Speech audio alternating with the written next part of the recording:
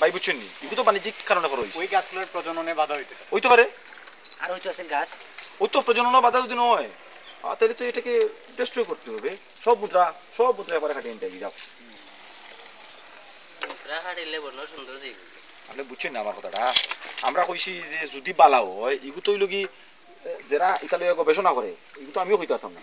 হেরা কইতে পারবো এগুলো দরকার কিনা ওই যে আনিসুজ্জামান আনাইম যাক সময় যাক আরো সময় যাক আনিসুজ্জামান স্যার তো এটা বিজ্ঞানী বেড়া ভাই এটা চলন্ত লাইব্রেরি বেড়া ভাই স্যার কিন্তু আমরা যথেষ্ট হেল্প করতে কইছি যে তুমি তাই এটা লাইকা থেকো আরে আমি কোনো কথা কইছি আপনাদের এই রাতারগুল যে একটা টেস্টি এই টেস্টটা তো হেবে চালা দিয়ে দিছি আমি মনে হয় জুলুস হ্যাঁ জুলুস জিওলজি জানি না তো বেটায় আমরা এই স্প্রেটা আনিস ভাই বেটায় দিয়ে গেছে না আমি বেটায় যারা টেস্টি করে কইছে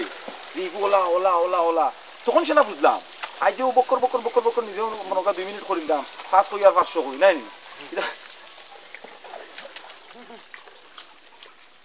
কাঞ্জা করে খাবার করছি হ্যাঁ কইবা ও বইটা ওখান কই ওগুলো কাজে গিয়ে দেই আস্তে আস্তে যা আটকি থাকে